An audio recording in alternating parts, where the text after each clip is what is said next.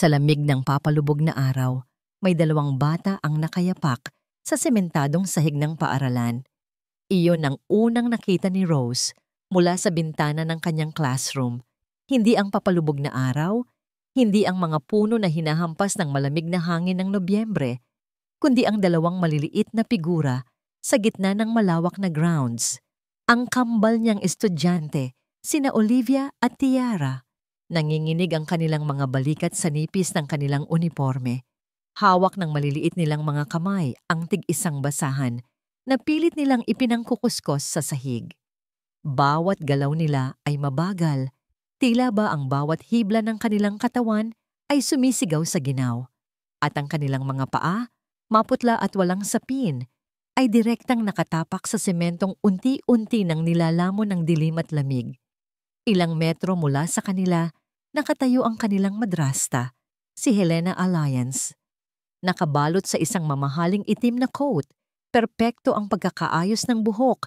Siya ay isang estatwa ng karangyaan at kapangyarihan. Walang mababakas na emosyon sa kanyang magandang mukha habang pinagmamasdan niya ang dalawang bata.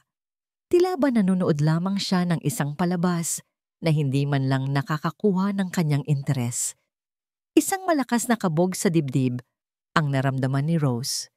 Isang kabog na may kasamang panlalamig na gumapang mula sa kanyang tiyan hanggang sa kanyang lalamunan. Biglang nagkaroon ng kahulugan ang lahat.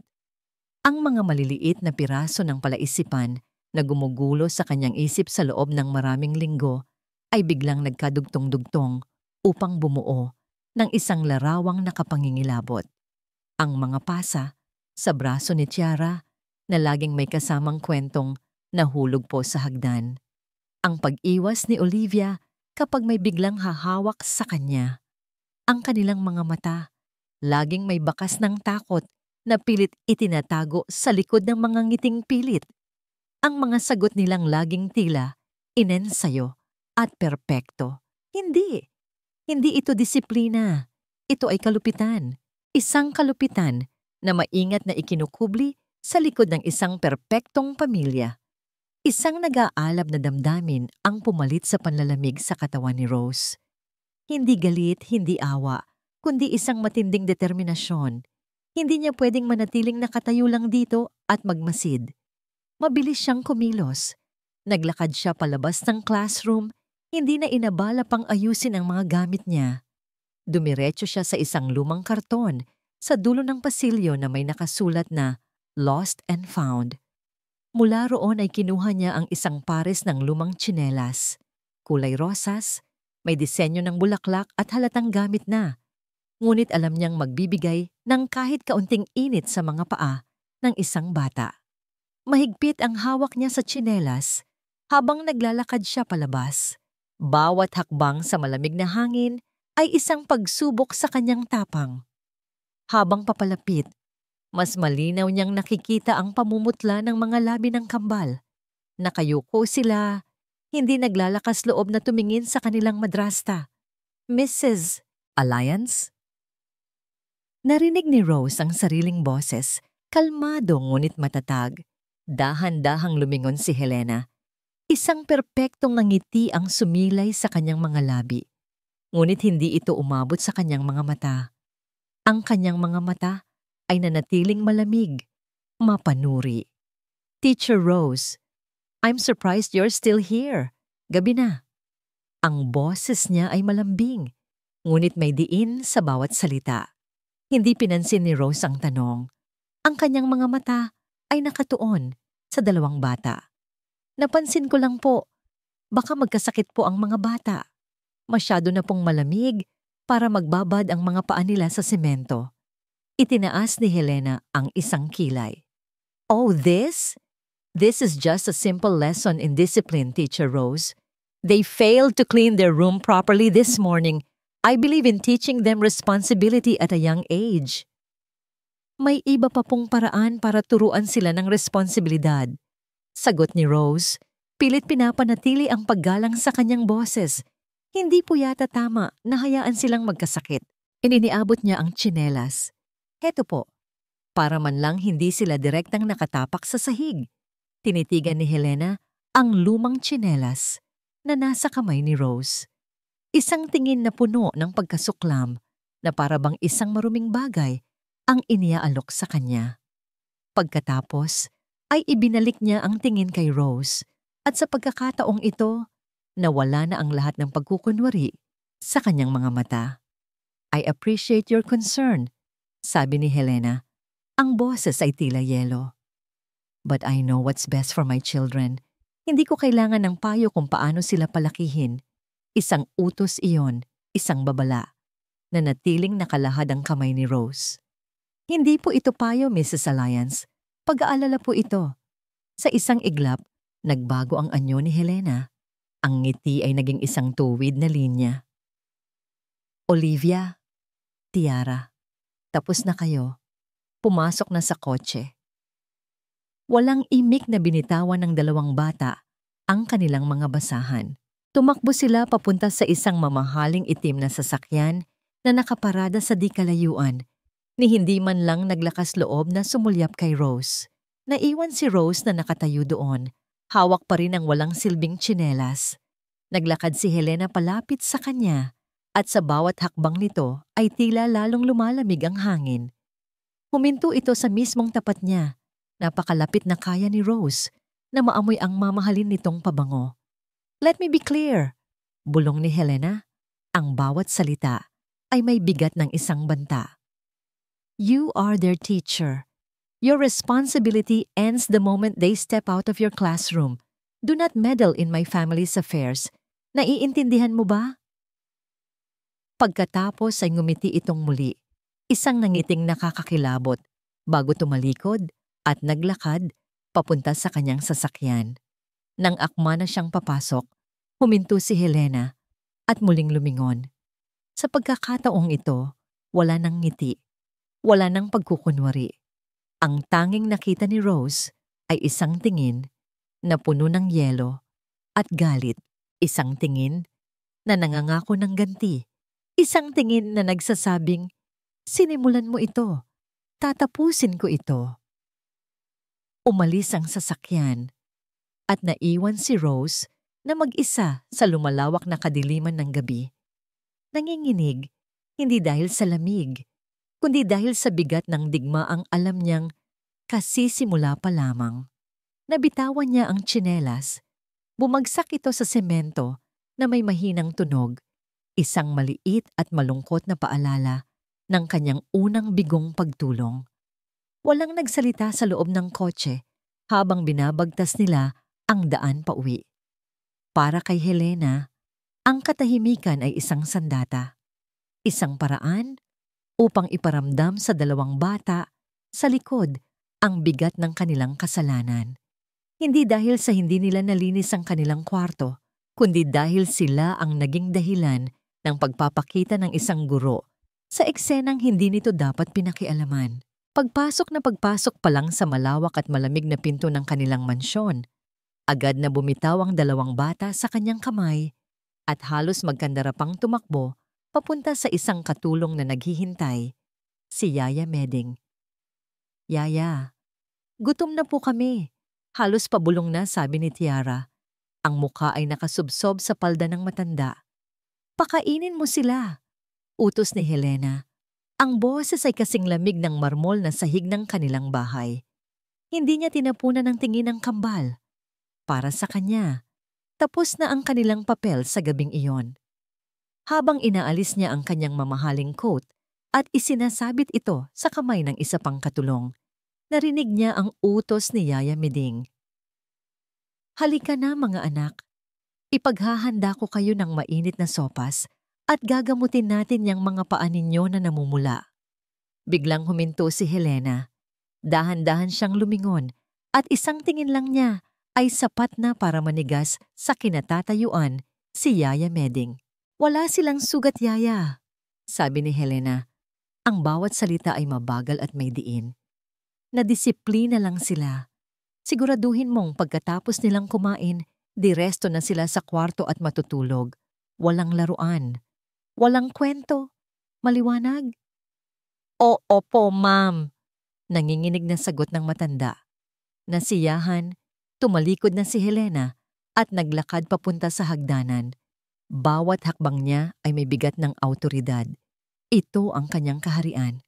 Ang bawat sulok, bawat tao, bawat pangyayari sa loob ng pamamahay na ito ay nasa ilalim ng kanyang kontrol at hindi niya hahayaang sirain iyon ng isang ordinaryong guro. Sa halip na dumiretso sa sarili nilang silid ni Victor, pumasok si Helena sa study room ng kanyang asawa.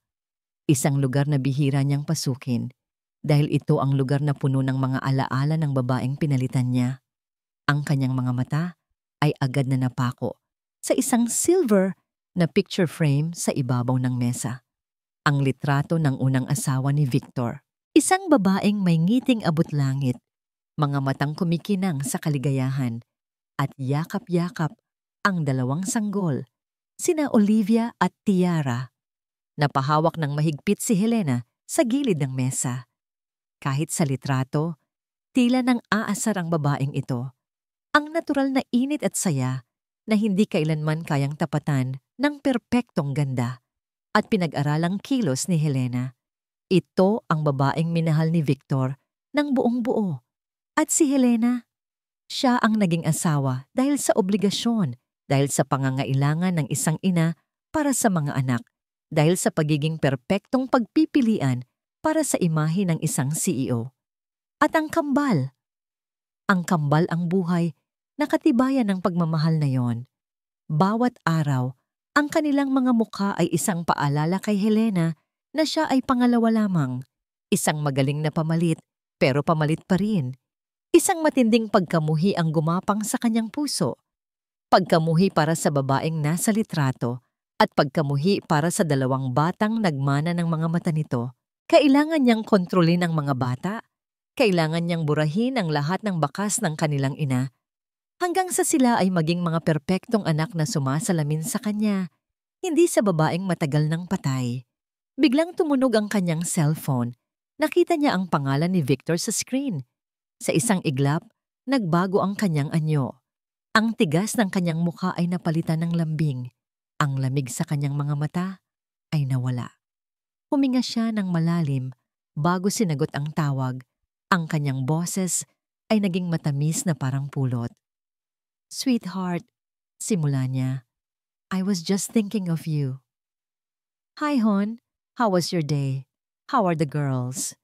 Tanong ng boses ni Victor mula sa kabilang linya, halatang pagod mula sa maghapong meeting.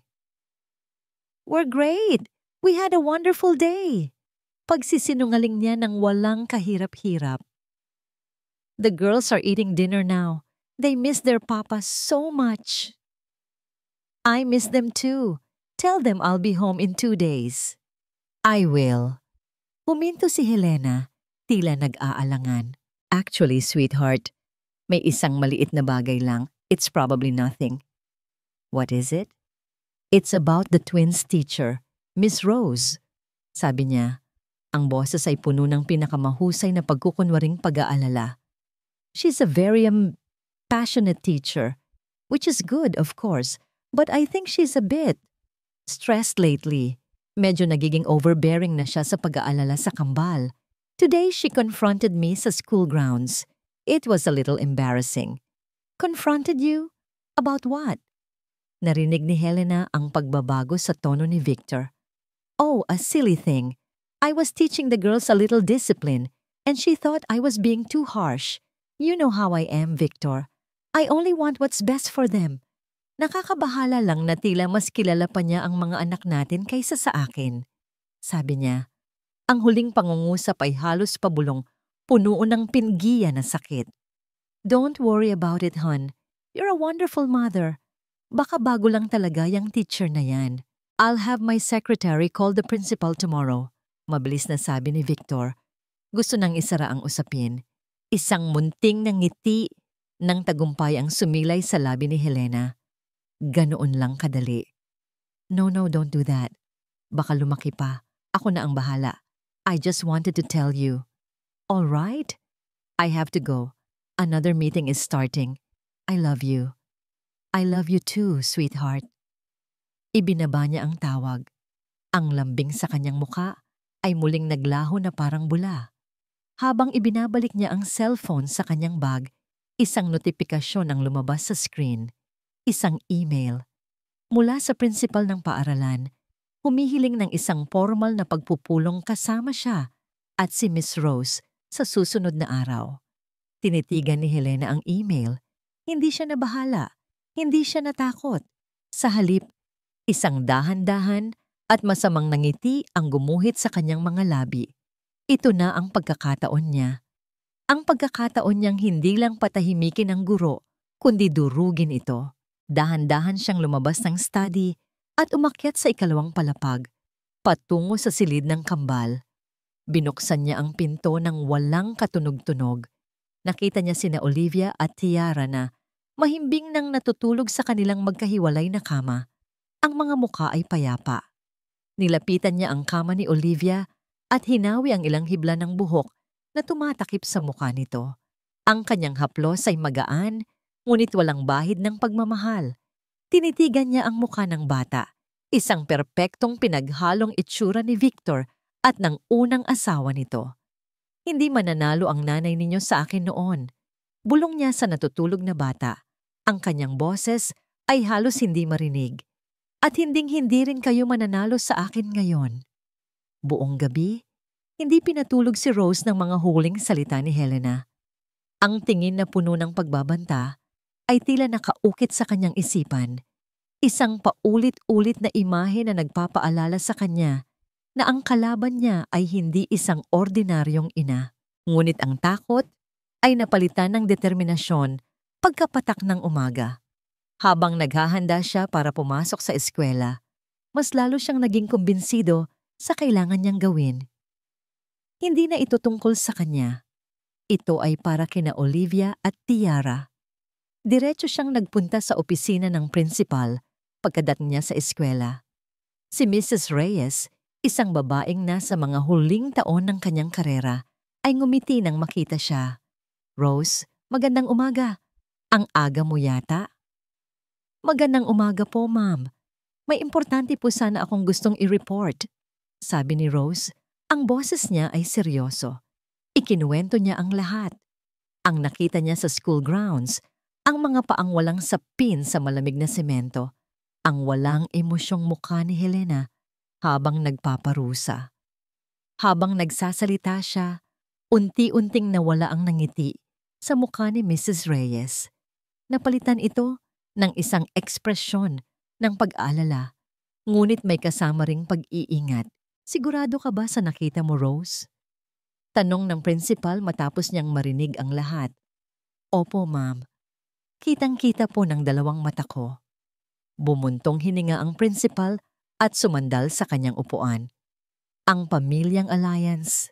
Sila ang isa sa mga pinaka-generous na patrons ng ating paaralan. Mrs. Alliance herself heads the Parent-Teacher Committee. Sa loob ng 2 taon na nandito ang kambal, wala akong narinig na kahit anong reklamo tungkol sa kanya. She seems like a perfect mother. Naramdaman ni Rose ang isang pader na unti-unting itinatayo sa pagitan nila. "Alam ko po kung ano ang imahe niya, ma'am, pero iba po ang nakita ko." "Sige," sabi ni Mrs. Reyes, tila nakapagdesisyon na. "Para maging patas sa lahat, mag-a-arrange ako ng isang meeting. Tayong 3, ikaw, ako, at si Mrs. Alliance ngayong hapon, para marinig natin ang panig niya at malinawan ang lahat." Isang kaba ang gumapang sa dibdib ni Rose, ngunit tumango siya. "Salamat po, ma'am. Ito na ang tamang proseso. Ito ang dapat mangyari." Pero habang papalabas siya ng opisina, hindi niya maiwasang isipin ang malamig na mga mata ni Helena. Dumating ang hapon na unang pumasok si Rose sa opisina ng principal. Ang mga kamay ay nanlalamig habang naghihintay. Ilang sandali pa, bumukas ang pinto. Pumasok si Helena Alliance. Kung kahapon ay isa siyang reyna na nakasuot ng itim, ngayon ay isa siyang anghel. Nakasuot siya ng isang simpleng puting bestida. Ang kanyang buhok ay nakapusod ng simple. At ang kanyang mukha ay nagpapakita ng isang malumanay at nag-aalalang ekspresyon. Ngumiti siya ng bahagya kay Rose. Isang ngiting tila nagsasabing naiintindihan niya at pinapatawad na niya ang anumang maling akala nito. Agad na naramdaman ni Rose na dehado na siya bago pa man magsimula ang usapan. Sinimula ni Mrs. Reyes ang pagpupulong sa isang kalmadong tono. Ipinapaliwanag ang concern na inilapit ni Rose. Habang nagsasalita ang principal, si Helena ay nakikinig lamang. Ang kanyang mga mata ay nakatuon kay Rose, puno ng isang malungkot na pag-unawa. Nang matapos ang principal, si Helena ang nagsalita. Ang kanyang boses ay malambing at puno ng hinahon. Salamat po, Mrs. Reyes, at salamat din sa iyo ni Rose sa pag-aalala mo sa aking mga anak. Panimula niya. Totoo po ang sinabi ni Rose. Pinapangaralan ko po ang mga anak ko kahapon. Hindi po nila nalinis ang kanilang silid at bilang isang ina, naniniwala po ako sa pagtuturo sa kanila ng kahalagahan ng responsibilidad. Huminga siya ng malalim. Pero ang hindi po siguro alam ni Rose ay may isang medical condition po ang mga anak ko. Sensitive po ang kanilang balat. Madali po silang magkapasa kahit sa kaunting pressure lang. May inilabas siyang isang folder mula sa kanyang bag at iniabot ito sa principal. Nandyan po ang mga sulat mula sa kanilang pediatrician. Nakasulat po dyan ang lahat. Kaya po siguro na pagkakamalan ni Rose na mga pasa ang nakikita niya. Binuklat ni Mrs. Reyes ang mga dokumento. Napakunot ang noo nito habang nagbabasa. Tumingin si Rose sa mga papel. Pakiramdam niya ay unti-unti siyang sinisikmurang malamig. Mga pekeng dokumento. Alam niyang peke ang mga iyon. Ngunit paano niya ito papatunayan? Nagpatuloy si Helena at sa pagkakataong ito, nanginginig na ang kanyang boses. Tumingin siya kay Mrs. Reyes. Ang kanyang mga mata ay nagsimulang mamasa-masa. Masakit po para sa isang ina na pagdudahan ang kanyang pagmamahal. Ginagawa ko po ang lahat para sa mga anak ko, lalo na't wala na ang kanilang tunay na ina. Sinusubukan kong punan ang isang napakalaking pagkukulang. Nabasag ang kanyang boses. Kumuha siya ng panyo at pinunasan ng isang butil ng luhang pumatak sa kanyang pisngi. Pagkatapos ay bumaling siya kay Rose. Actually, ma'am, kung meron man po akong ikinababahala, iyon po ay ang kalagayan ni Teacher Rose. Natigilan si Rose. Anong ibig mong sabihin? Sa mga nakaraang linggo, napapansin ko po na tila masyado kang stressed. Malumanay na sabi ni Helena. Minsan po, nakikita ko kayo ng nakatingin sa mga anak ko ng napakatagal. Minsan, pakiramdam ko po ay may kaunting obsession. Nag-aalala po ako para sa inyo. Baka po sa sobrang pagod, kung ano-ano na po ang naiisip ninyo. Parang isang sampalang mga salitang iyon. Mula sa isang nag-aalalang guro, si Rose ngayon ang ginagawang taong may problema sa isip. Hindi totoo yan, depensa ni Rose. Ngunit ang kanyang boses ay halatang nabigla at nagulat. Tumingin si Helena kay Mrs. Reyes. Ang mukha ay puno ng awa para kay Rose. See? I'm worried about her. Doon natapos ang laban. Tumingin si Mrs. Reyes kay Rose. Ang dati pag-unawa sa mga mata nito ay napalitan na ng propesyonal na pag-aalala. Isang pag-aalala na hindi na para sa mga bata, kundi para sa guro na nasa harap niya. Rose? Sabi ng principal sa isang mahinahong tono, maraming salamat sa paglapit mo. Pero base sa mga dokumentong ito at sa paliwanag ni Mrs. Alliance, mukhang nagkaroon lang ng hindi pagkakaunawaan. Siguro nga ay dala lang ng pagod. Why don't you take a few days off? Magpahinga ka muna. At pagbalik mo, let's try to maintain a professional distance. Okay? Isang utos iyon na nakabalat kayo sa isang mungkahi. Tumayo si Rose. Pakiramdam niya ay nasentensyahan na siya. Wala nang saysay ang anumang sasabihin pa niya. Natalo na siya. Ang pader ng kapangyarihan at perpektong kasinungalingan ay masyadong mataas at matibay. Umalis siya sa opisina na parang isang multo. Hindi man lang nilingon si Helena. Kinabukasan, habang naglalakad si Rose pambayo sa pasilyo, Pakiramdam niya ay lahat ng mga mata ay nakatingin sa kanya. Pakiramdam niya ay siya na ang pinag-uusapan, ang obsessed na teacher. Nasa tapat siya ng kanyang classroom nang lumapit si Tiara para magpasa ng kanyang assignment. "Good morning, Teacher Rose," sabi ng bata sa isang mahinang boses. "Good morning, Tiara." Pilit nang ngumiti si Rose. Habang inaabot ng bata ang kanyang notebook, biglang dumulas pa itaas ang manggas ng kanyang uniforme. At doon, sa manipis na balat ng kanyang braso, ay may isang bagong pasa. Mas malinaw, mas matingkad ang kulay. Napatingin si Rose dito at nakita ni Tiara kung saan siya nakatingin. Biglang nanlaki ang mga mata ng bata. Mabilis niyang ibinaba ang kanyang manggas, tila ba napaso. At pagkatapos, tumingala siya kay Rose. Ang kanyang mga mata ay hindi na nagpapakita ng takot. Ito ay isang pagsusumamo. Isang tahimik na pakiusap na huwag nang gumawa ng kahit ano. Isang mensaheng nagsasabing, "Huwag na po, lalong magagalit si Mommy." Parang isang kutsilyo na sumaksak sa puso ni Rose ang tinging iyon.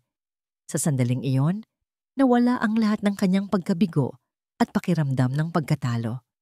Napalitan ito ng isang malamig at matigas na determinasyon, bigo man ang sistema, at napakatibay man ng pader na itinayo ni Helena. Ang mga mata ni Tiara ang nagsabi sa kanya ng katotohanan. At para sa katotohanan yon, hindi siya pwedeng sumuko. Hindi pa tapos ang laban. Sa katunayan, ngayon pa lang ito magsisimula.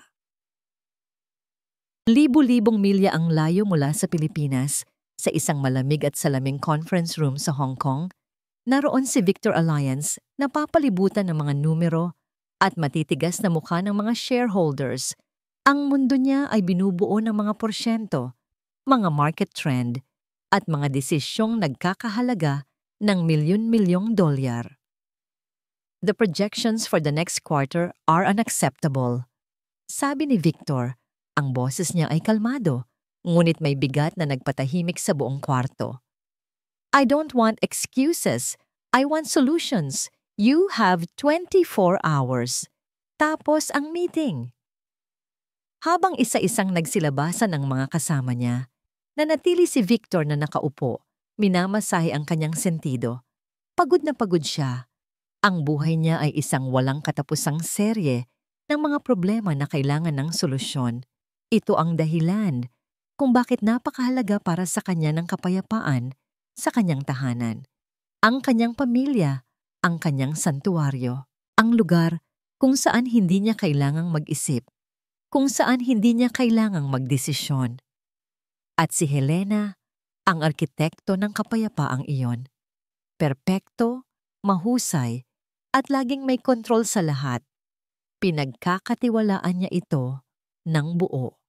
Kinuha niya ang kanyang cellphone at pinindot ang video call para sa asawa. Gusto niyang makita ang mga anak niya. Sila ang nag-iisang liwanag sa magulong mundo niya. Ilang saglit lang, lumitaw ang magandang mukha ni Helena sa screen. "Sweetheart," bati nito, ang ngiti ay kasing perpekto ng lahat ng bagay tungkol sa kanya.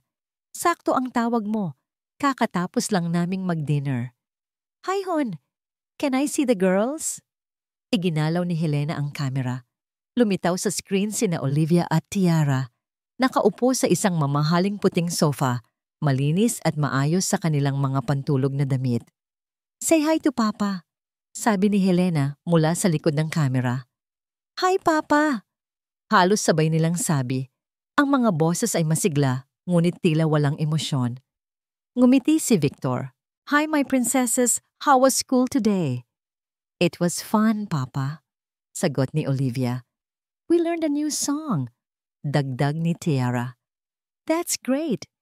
Are you being good girls for Mommy?" "Yes, Papa," sabay ulit nilang sagot.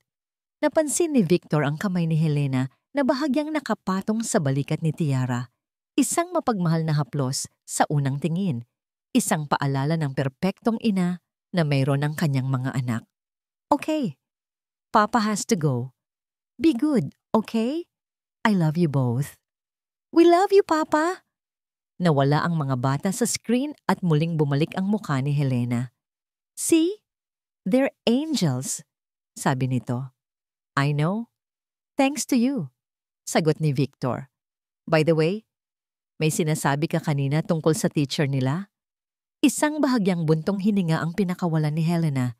Isang perpektong tunog ng isang taong ayaw ng pag-usapan ang isang maliit na aberya. "Oh, that. Wag mo nang isipin yun, sweetheart. It's handled. The principal and I had a talk with her today. Mukhang stressed lang talaga siya. A little. Too involved. Pero naayos na." "Good. I do not want any drama, Em. I have enough of that at work." "I know, sweetheart. That's why I'm here. Para siguraduhing perpekto at payapa ang lahat para sa'yo pag-uwi mo," sabi niya. Ang boses ay puno ng pangaakit at pangako. "Just focus on your work. I'll take care of everything here. You're the best. I'll see you in 2 days." Nagtapos ang tawag. Gumaan ang pakiramdam ni Victor. Lahat ay maayos. Lahat ay nasa kontrol. Iyon ang akala niya. Nang akma na siyang tatayo para bumalik sa kanyang hotel, isang email notification ang pumasok sa kanyang cellphone mula sa isang hindi pamilyar na address. From Rose Santos. Subject: Urgent concern regarding Olivia and Tiara alliance. Napakunot ang noo ni Victor. Rose Santos. Iyon ang pangalan ng guro na binanggit ni Helena. Dahil sa kuryosidad, binuksan niya ang email. Ang kanyang mga mata ay mabilis na binasa ang mga linya. "Dear Mr. Alliance, patawad po sa pang-aabala at sa paggamit ng paraang ito para makipag-ugnayan sa inyo. Ako po si Rose Santos, ang guro ni na Olivia at Tiara. Sumusulat po ako dahil sa matindi kong pag-aalala para sa kaligtasan ng inyong mga anak.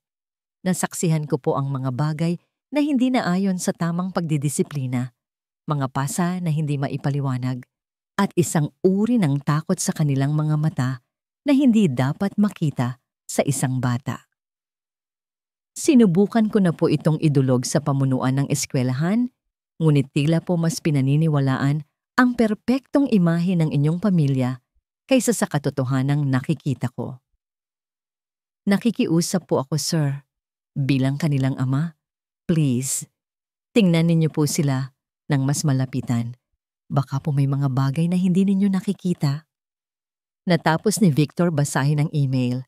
Isang bahagyang inis ang kanyang naramdaman. Ang babaeng ito. Pagkatapos ng pagpupulong sa principal, hindi pa rin tumitigil. Sumandal siya sa kanyang upuan. Sa isang iglap, nagkaroon ng giyera sa kanyang isipan. Sa isang panig, ang desperadong pakiusap ng isang estranghero. Sa kabilang panig, ang perpektong asawa na nangakong naayos na ang lahat. Ano ang mas madaling paniwalaan?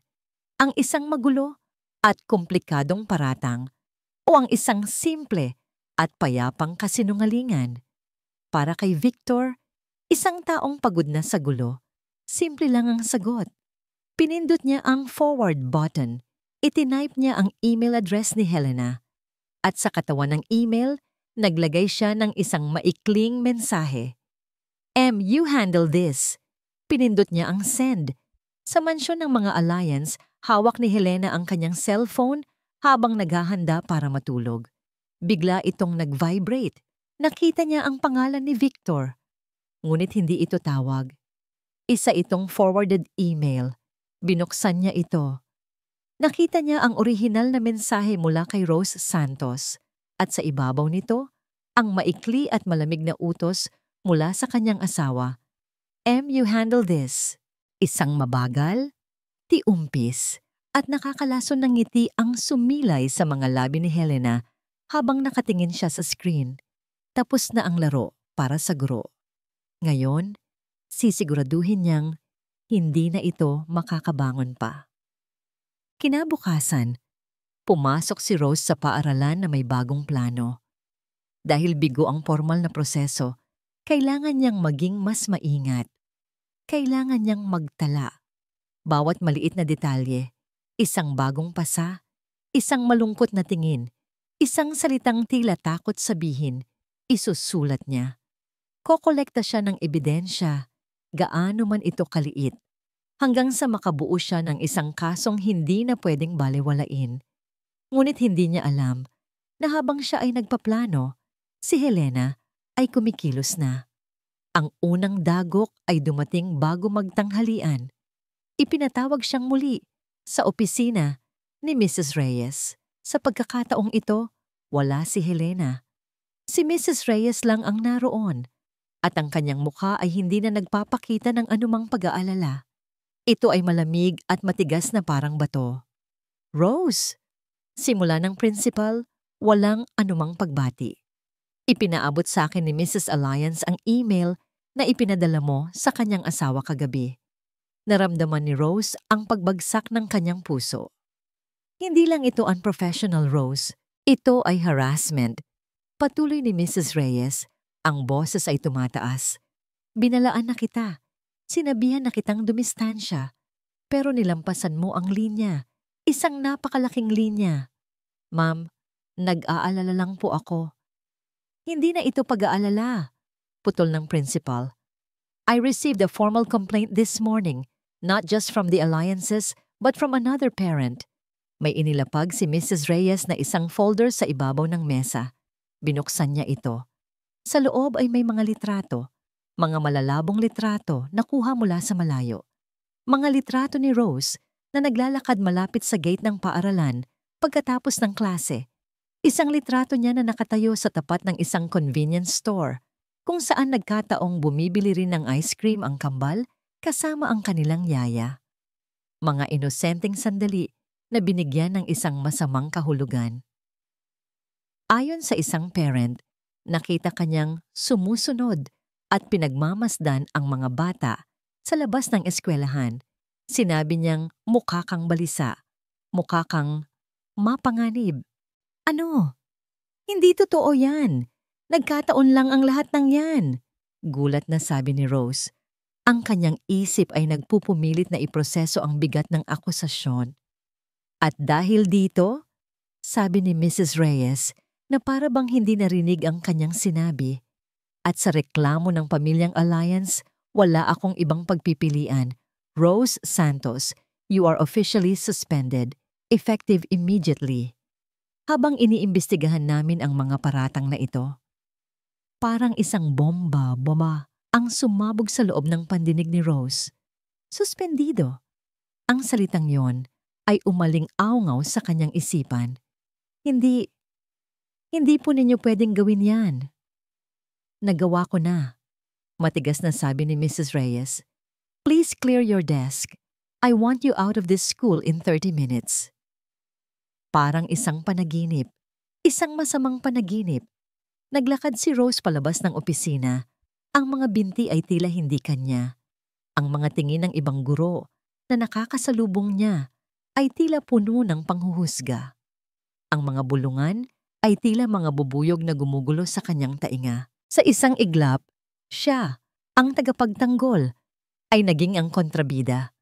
Ang pangalawang dagok ay dumating ng hapon ding iyon sa katahimikan ng kanyang maliit na apartment. Isang malakas na katok sa pinto ang gumising sa kanya mula sa kanyang pagkatulala.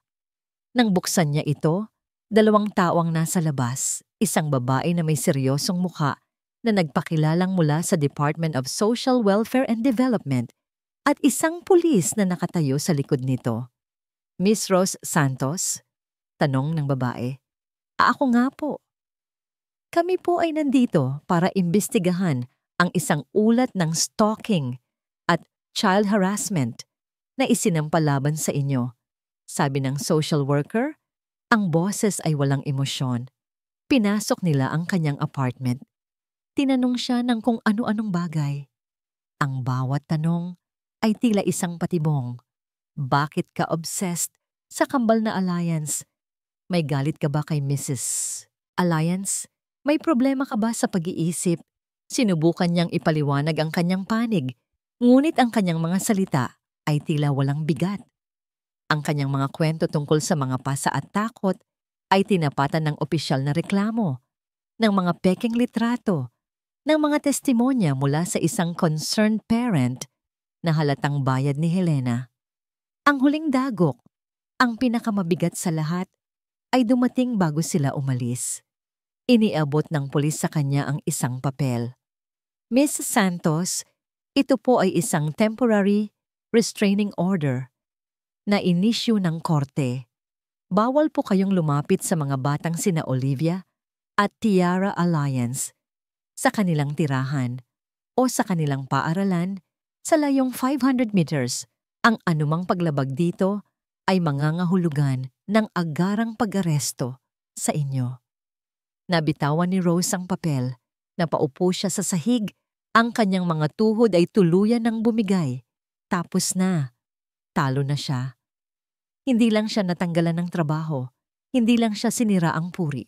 Tinanggalan din siya ng karapatang tulungan ang dalawang batang alam niyang nasa panganib. Si Helena ay nagtayo ng isang legal at hindi malalampasang pader sa pagitan niya at ng kambal. Nang gabing iyon, umupo si Rose sa dilim ng kanyang sala. Ang apartment na dati niyang santuwaryo ay tila naging isang kulungan. Ang katahimikan ay nakakabingi. Pakiramdam niya ay nag-iisa siya sa buong mundo. Ang lahat ng kanyang mabuting intensyon ay nagresulta sa isang bangungot. Nawala na ang lahat. Ang kanyang trabaho, ang kanyang reputasyon, ang kanyang kakayahang protektahan sina Olivia at Tiara. Tumingin siya sa isang tumpok ng mga papel sa kanyang mesa. Mga luma at hindi na ginagamit na school records na naiuwi niya noon para ayusin. Sa sobrang pagkabigo, sinimulan niyang itapon ang mga ito sa basurahan, isa-isa. Papel. Listahan ng mga magulang, listahan ng mga donasyon, at isang lumang listahan ng mga awtorisadong tao na pwedeng sumundo sa mga bata noong nakaraang taon. Tumigil ang kanyang kamay. Ang kanyang mga mata ay napako sa isang pangalan sa tabi ng pangalan ni Olivia at Tiara Alliance. Hindi ito si Helena. Hindi ito si Victor. Ana Reyes. Katulong. Naalala niya ang mukha. Isang babaeng nasa mga 40, laging nakayuko, at mabilis na nawala sa kalagitnaan ng school year. Isang napakaliit, halos wala ng sinag na pag-asa, ang biglang sumilay sa gitna ng kadiliman sa kanyang puso. Isang pangalan, isang posibleng kakampi. Hinawakan niya ng mahigpit ang papel, na para bang iyon ang tanging bagay na pumipigil sa kanya mula sa tuluyang pagkalunod sa kawalan ng pag-asa. Ang pangalang Ana Reyes ay naging isang mantra para kay Rose sa sumunod na mga araw. Paulit-ulit niya itong binibigkas sa kanyang isipan, isang tanglaw sa gitna ng kadilimang bumabalot sa kanya.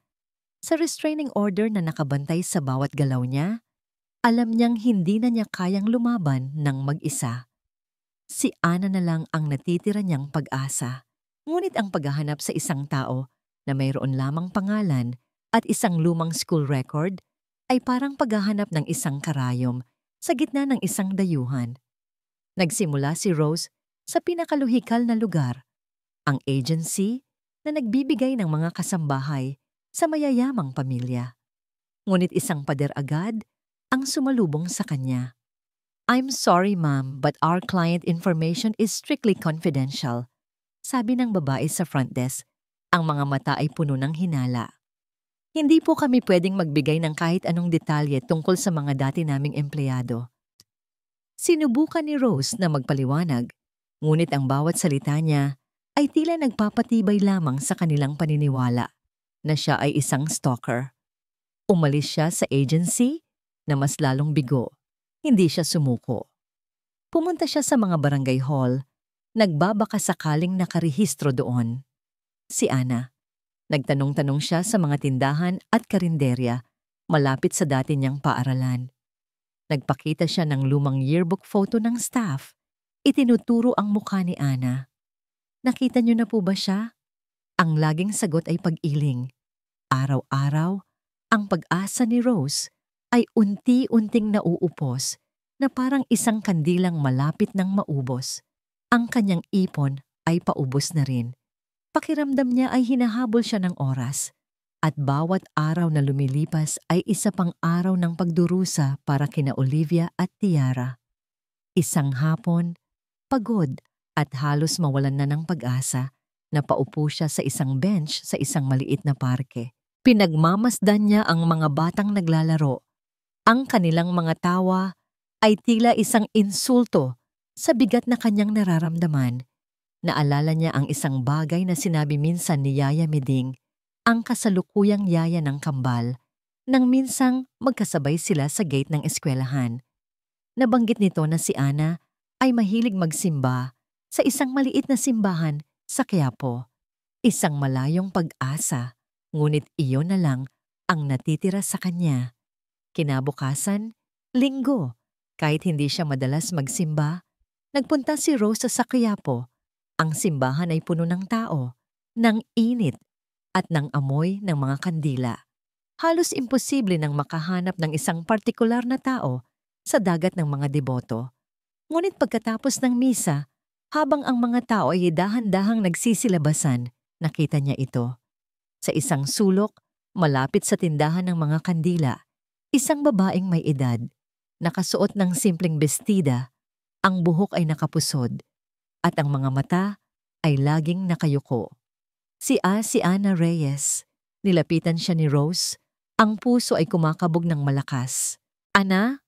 Ana Reyes? Biglang nag-angat ng tingin ng babae.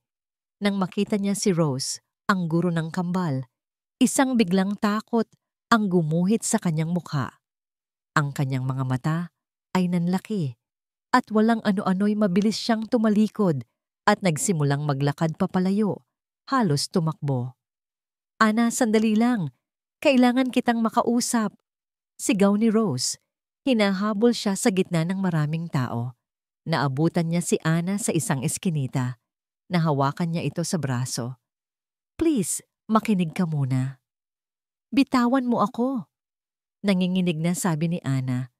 Pilit na binabawi ang kanyang braso. Wala akong alam. Wala akong sasabihin. Tungkol ito kina Olivia at Tiara. Sabi ni Rose, ang boses ay puno ng pagsusumamo. Alam kong alam mo ang nangyayari. Nakikita ko ang takot sa mga mata mo, tulad ng takot na nakikita ko sa kanila. Ang mga salitang iyon ay tila tumagos kay Ana. Huminto ito sa pagpupumiglas, ngunit ang takot sa kanyang mukha ay mas lalo pang tumindi.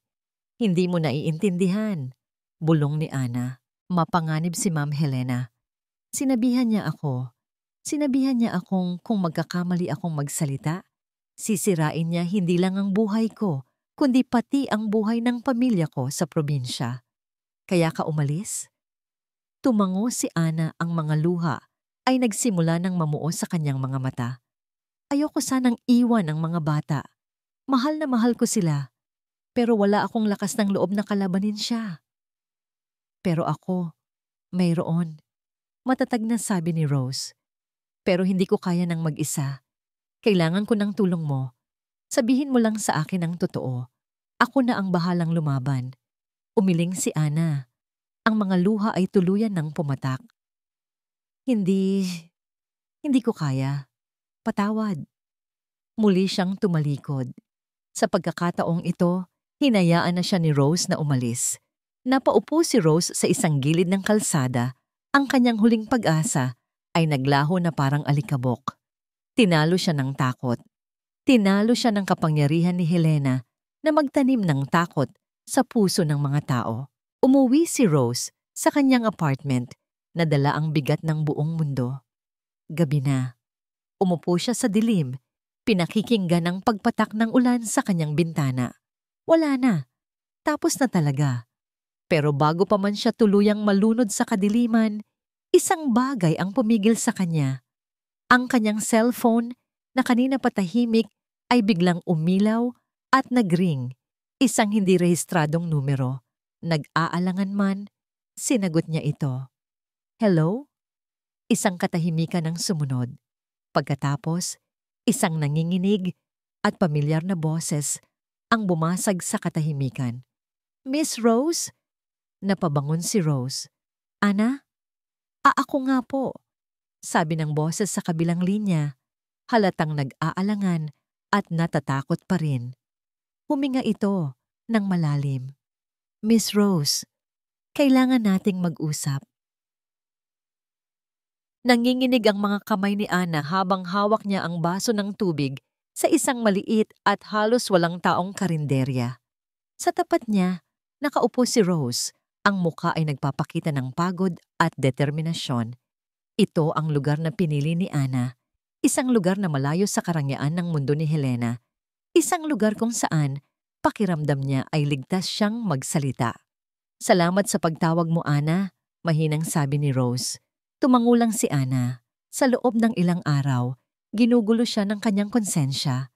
Ang imahe ng takot sa mukha ni Rose sa eskinita ay hinaluan ng mga alaala ng takot sa mukha ng kambal. Alam niyang hindi na niya kayang manahimik pa. May mga bagay po kayong dapat malaman, ma'am. Nanginginig na simula ni Ana. Hindi lang po pasa ang problema, mas malala pa po doon. Huminga siya ng malalim at ang mga alaala na pilit niyang ibinabaon ay muling bumalik, kasing linaw ng isang bangungot. Isang gabi, noong nakaraang taon, malakas ang ulan, may bagyo. Nagkamali po si Tiara. Natapon niya ang juice sa puting carpet sa sala. Isang maliit na pagkakamali lang po. Pero si Ma'am Helena, napapikit si Ana na para bang muli niyang nakikita ang eksena. Kinaladkad niya po si Tiara papunta sa sliding door ng balkonahe. Binuksan niya po iyon at itinulak palabas ang bata. Pagkatapos, nilock niya ang pinto mula sa loob. Nanlaki ang mga mata ni Rose sa gulat. Nakasuot lang po ng manipis na pantulog si Tiara. Umiiyak po siya. Kumakatok sa salamin, basang-basa sa ulan, at nanginginig sa ginaw. Nagmakaawa po ako kay Ma'am Helena na papasukin na ang bata. Pero tinitigan niya lang po ako. Ang boses ni Ana ay halos pabulong na. Ang sabi niya, hayaan mo siyang matuto. Isang oras siyang nasa labas sa gitna ng bagyo. Pagbukas niya ng pinto, halos biru-biru na po sa lagnat ang bata. Isang butil ng luha ang pumatak mula sa mata ni Ana. Kinabukasan, bago po ako pumasok sa trabaho, kinausap niya ako. Sabi niya, kung may makakaalam ng nangyari, sisiguraduhin niyang hindi na makakatanggap ng tulong pinansyal ang pamilya ko sa probinsya para sa pagpapaospital ng nanay ko. Sabi niya, kaya niyang gawing impyerno ang buhay naming lahat, kaya po ako umalis. Natakot po ako. Napahawak si Rose sa mesa. Ang kanyang mga daliri ay namumuti sa higpit ng hawak. Ang kwento ni Ana ay mas masahol pa sa anumang naisip niya. Ito ay purong kasamaan. Kailangan nating itong isumbong, sabi ni Rose. Ang boses ay nanginginig sa galit. Sino po ang maniniwala sa atin? Mapait na sagot ni Ana. Isa lang po akong dating katulong. At kayo po, siniraan na niya kayo. Sa pagkakataong yon, isang bagong determinasyon ang nakita ni Ana sa mga mata ni Rose. Hindi na ito basta pag-aalala. Ito ay apoy. Kung hindi tayo paniniwalaan ng sistema, gagawa tayo ng sarili nating paraan, sabi ni Rose. Sa sumunod na araw, dinala ni Rose si Ana sa isang maliit na opisina ng isang abogado. Isang matalik niyang kaibigan mula pa noong kolehiyo. Matapos marinig ang kwento ni Ana, ang abogado ay agad na kumilos. Isang lihim na pagpupulong ang naganap kinagabihan. Sa isang maliit at tahimik na silid, naroon si Rose. Si Ana ang kaibigan niyang abogado, isang matapang na investigative journalist na nagngangalang Marco, at isang matandang social worker na may reputasyon sa pagiging incorruptible, si Mrs. David. Para kay Ana, ang lahat ay parang eksena sa isang pelikula. Ang mga seryosong mukha, ang mga planong binubuo, ang bigat ng kanilang misyon. Siya, na isang simpleng kasambahay, ay biglang naging sentro ng isang mapanganib na operasyon. Ang salita laban sa salita ay hindi sapat, sabi ni Marco, ang journalist. Lalo na't kalaban natin si Helena Alliance, kailangan natin ng ebidensya na hindi niya kayang itanggi. Isang video, isang audio recording. Lahat sila ay napatingin kay Ana. Naramdaman ni Ana ang panlalamig ng kanyang tiyan. Alam niya kung ano ang susunod na sasabihin. Mayroon ka pa bang koneksyon sa loob ng mansyon? Tanong ni Mrs. David sa isang malumanay na boses. Tumango si Ana. Si Yaya Meding po, ang pumalit sa akin. Mabait po siya. Nag-uusap pa rin kami paminsan-minsan. Maari mo ba siyang pakiusapan? Tanong ng abogado. Kailangan nating maglagay ng isang maliit na recording device sa loob ng bahay, sa playroom o sa sala, kung saan madalas naglalagi si Helena kasama ang mga bata. Ang hiling ay parang isang malaking bato na ipinapasan sa balikat ni Ana. Idadamay niya ang kanyang kaibigan sa panganib.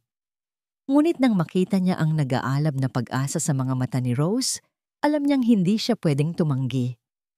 Susubukan ko po.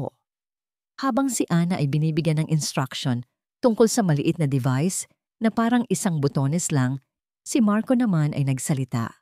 Habang ginagawa ninyo yan, magsisimula na akong maghukay. Lahat ng tao ay may tinatagong sikreto. Hahanapin ko ang kay Helena Alliance. Umalis si Ana sa pagpupulong na yon na may dalang takot at isang maliit na aparato sa kanyang bulsa. Kinabukasan, nagkita sila ni Yaya Meding sa palengke. Sa isang madaliang pag-uusap na puno ng pakiusap at luha, naipasa niya ang device at ang instruksyon. Pumayag si Yaya Meding. Ang puso ay puno ng takot, ngunit ang konsensya ay nananawagan. Kinagabihan, habang nakaupo si Rose sa kanyang apartment, naghihintay ng balita. Tumunog ang cellphone ni Ana. Isang text message mula sa numerong hindi nakasave mula kay Yaya Meding. Nailagay ko na sa ilalim ng maliit na mesa sa playroom. Sana walang makapansin. Gumaan ang pakiramdam ni Ana. Nagreply siya. Salamat, Meding. Mag-ingat ka. Ngunit ilang minuto lang ang lumipas, isang panibagong text ang dumating. Isang text na muling nagpabalik sa lahat ng kaba at takot sa kanyang dibdib. Ang hirap. Palaging nakabantay si Ma'am Helena. May mali. Iyon ang unang pumasok sa isip ni Helena habang pinagmamasdan niya si Yaya Meding na naghahanda ng almusal kinabukasan. Ang bawat galaw ng katulong ay may kasamang panginginig na hindi maitago. Nabitawan nito ang isang kutsara. 2 beses nitong sinuri ang sinaing. At higit sa lahat, umiiwas ito sa kanyang mga tingin.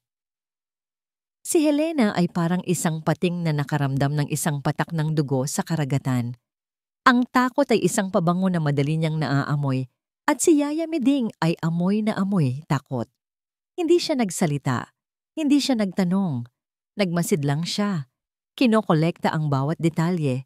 Kinahapunan, habang naglalaro ang kambal sa hardin, sinadya ni Helena na iwan ang kanyang cellphone sa sala. Tinawag niya si Yaya Meding. Meding, pakikuha mo nga ang cellphone ko. Iwan mo lang sa ibabaw ng mesa sa playroom ng mga bata. Isang simpleng utos, ngunit nakita ni Helena ang bahagyang panlalaki ng mga mata ng katulong. Oo po, Ma'am. Sumunod si Helena ng walang tunog. Mula sa siwang ng pinto, pinanood niya si Yaya Meding na pumasok sa playroom. Inilapag nito ang cellphone sa mesa, ngunit bago ito umalis, ang mga mata nito ay mabilis na sumulyap sa ilalim ng isa pang maliit na mesa sa sulok.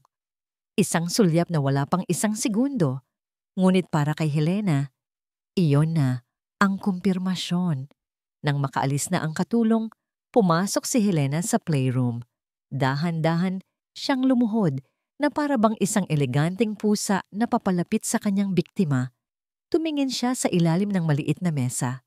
At doon, nakadikit sa madilim na parte ng kahoy, ay isang maliit na itim na bilog, isang butones, isang listening device, isang mabagal at nakapangingilabot na ngiti ang gumuhit sa mga labi ni Helena. Hindi niya ito tinanggal. Sa halip tumayo siya at pinagpagan ang kanyang damit. Ang kanyang isip ay tumatakbo na, bumubuo ng isang plano na hindi lang sisira sa ebidensya, kundi gagawa ng isang bagong ebidensya na pabor sa kanya. Kinabukasan, ang Helena na humarap sa mga bata ay ibang-iba. Olivia, Tiara, mga anak ko. Tawag niya sa isang boses na matamis pa sa pulot. Habang inaakay niya ang mga ito, papasok sa playroom. Halika kayo, may sorpresa si Mommy. Nagkatinginan ng kambal. Ang kanilang mga muka ay puno ng pagkalito at pag-iingat. Hindi sila sanay sa ganitong lambing. Pinaupo sila ni Helena sa sahig. Mommy loves you both very much. Alam niyo ba yon? Sabi niya. Habang hinahaplos ang kanilang mga buhok, naramdaman niya ang paninigas ng katawan ng mga bata sa kanyang haplos. Minsan, kailangang maging strikto ni Mommy para matuto kayo, pero ginagawa ko lang yun dahil mahal na mahal ko kayo. Kinuha niya ang isang storybook. Sige na, magbasa tayo ng kwento. Sa sumunod na kalahating oras, si Helena ay gumanap bilang perpektong ina. Nagbasa siya ng kwento na may iba't ibang boses. Hinalikan niya sila sa noo. Tinanong niya sila tungkol sa kanilang araw. Ang bawat salita, bawat galaw, ay isang perpektong pag-arte para sa nag-iisang miyembro ng audience na nakatago sa ilalim ng mesa. Nang matapos ang kanyang palabas, hinalikan niya ulit ang mga bata. Sige na, maglaro na kayo sa labas. Nang makaalis na ang kambal, muli siyang lumuhod at kinuha ang listening device. Tinitigan niya ito na para bang isang tropeo. Pagkatapos, ipinatawag niya si Yaya Meding sa sala. Ma'am? Tanong ng katulong. Ang boses ay nanginginig. Walang salitang itinapon ni Helena ang maliit na device sa paanan nito. Ano ito? Tanong niya. Ang boses ay malamig na parang yelo. Namutla si Yaya Meding na parang isang papel. Nagsimulang manginig ang kanyang mga labi. Ma'am, hindi ko po. Huwag ka nang magsinungaling. Sigaw ni Helena. Ang kanyang tunay na kulay ay lumabas na. Sino ang nag-utos sa'yo nito? Ang gurong yun, hindi ba? Napaluhod si Yaya Meding at nagsimulang umiyak. Ma'am, patawarin niyo po ako. Umalis ka, sabi ni Helena. Kunin mo ang mga gamit mo at umalis ka sa pamamahay ko. At kung may maririnig akong kahit isang salita mula sa'yo tungkol sa kahit anong nangyayari dito, sisiguraduhin kong hindi ka na makakapagtrabaho kahit saan. Naiintindihan mo? Mabilis na tumango ang umiiyak na katulong bago tumakbo papalayo. Nang mag-isa na lang siya, kinuha ni Helena ang kanyang cellphone at tinawagan si Victor. Inayos niya ang kanyang mukha, pinilit magkaroon ng takot at panginginig sa kanyang boses. Victor? Sweetheart? Sabi niya, sinadyang basagin ang kanyang boses. What's wrong? You sound terrible. Mabilis na tanong ni Victor. Victor, may natuklasan ako. Isang bagay na nakakatakot, sabi ni Helena. Humihikbi. Yung teacher. Yung babaeng yun. Naglagay siya ng espiya sa loob ng bahay natin. Nagtanim siya ng listening device sa playroom ng mga bata. Isang sandaling katahimikan ang sumunod. What? Narinig ni Helena ang galit sa boses ng asawa. Natagpuan ko ito. Kinausap ko ang bagong yaya, si Meding. Umamin siya. Inutusan daw siya ng babaeng yun. Pagsisinungaling niya. Victor, natatakot ako. Paano kung may gawin siyang masama sa mga anak natin? That woman is insane. Galit na sabi ni Victor. Teka, may ipaparinig ako sa'yo, sabi ni Helena. Ikinonekta niya ang device sa kanyang phone at pinatugtog ang recording na ginawa niya kanina. Narinig ni Victor sa kabilang linya ang boses ni Helena na puno ng pagmamahal. Mommy loves you both very much. Ang mga boses ng mga bata na sumasagot ng mahina. Ang tunog ng isang masayang pamilya. Isang perpektong, mapagmahal na eksena. Ito ang nakuha niya. Humihikbing sabi ni Helena. Kahit ang ebidensya niya ay nagpapakita na wala akong ginagawang masama. She's crazy, Victor. She's a dangerous psychopath. Pagkatapos marinig ang recording at ang kwento ng kanyang asawa, nawala na ang lahat ng pagdududa sa isip ni Victor. Napalitan ito ng isang nag-aapoy na galit. Ang babaeng yon ay hindi lang basta stressed. Isa siyang panganib, isang banta sa kapayapaan ng kanyang pamilya. Okay, calm down, sabi ni Victor. Ang boses ay malamig at desidido. Ako na ang bahala dito. Ibinaba niya ang tawag, ngunit hindi pa tapos si Victor. Kinuha niyang muli ang kanyang cellphone at tinawagan ang kanyang personal na abogado. Ricardo? Sabi ni Victor. Walang anumang pag-aalinlangan sa kanyang boses. Tungkol ito sa isang babaeng nagngangalang Roses Santos. Gusto kong gawin mo ang lahat ng legal na paraan para siguraduhing hindi na siya makakalapit sa pamilya ko. Kahit kailan. Naiintindihan mo? Umuwi si Victor Alliance sa Pilipinas, dala ang isang pakiramdam ng tagumpay. Natapos na ang kanyang business trip. At higit sa lahat, nagawa na niya ang kailangan para protektahan ang kanyang pamilya mula sa isang mapanganib at baliw na babae. Ang utos niya sa kanyang abogado ay malinaw at matigas. Panatag na ang kanyang loob. Ngayon, ang gusto na lang niya ay ang yakapin ang kanyang mga anak at mag-relax sa payapang santuwaryo na nilikha ni Helena. Mas maaga siyang nakauwi kaysa sa inaasahan. Sinabi niya sa kanyang driver na ibaba na lang siya sa gate para sorpresahin ang kanyang pamilya. Dahan-dahan at walang ingay niyang binuksan ang malaking pinto ng mansyon. Ang unang bumungad sa kanya ay hindi katahimikan. Isang boses ang narinig niya mula sa sala. Isang boses na matalas, malamig, at puno ng inis. Ilang beses ko bang sasabihin sa'yo na huwag mong ikalat ang mga laruan mo? Tingnan mo ang ginawa mo sa sahig. Wala ka na bang gagawing tama? Boses yun ni Helena. Ngunit ibang-iba sa malambing at mahinahong Helena na kilala niya. Naglakad si Victor papasok at ang nakita niya ay nagpatigil sa kanya. Nakatayo si Helena, ang mga kamay ay nakapameywang habang nakatingin ng masama kay Olivia na umiiyak sa sahig. Pinupulot ang mga nagkalat na piraso ng laruan. Ang mukha ni Helena ay tila isang maskara ng galit. Isang mukha na hindi pa niya kailanman nakita. Si Tiara naman ay nakatayo sa isang sulok, nakayuko at nanginginig. Tila ba gusto niyang maging invisible. Sa sandaling iyon, naramdaman ni Helena ang presensya niya. Agad itong lumingon at sa isang iglap, ang maskara ng galit ay naglaho. Napalitan ito ng pagkagulat na agad namang nasundan ng isang matamis na ngiti. Ang pagbabago ay napakabilis na para bang isang salamangkero na nagpalit ng kasuotan sa isang kisap mata. Victor, sweetheart, you're home early, sabi niya. Ang boses ay bumalik sa dati nitong lambing. Mabilis siyang lumapit at yumakap sa asawa. What a wonderful surprise. Yumakap pabalik si Victor, ngunit ang kanyang mga mata ay nanatiling nakatuon sa dalawang bata. Everything okay here?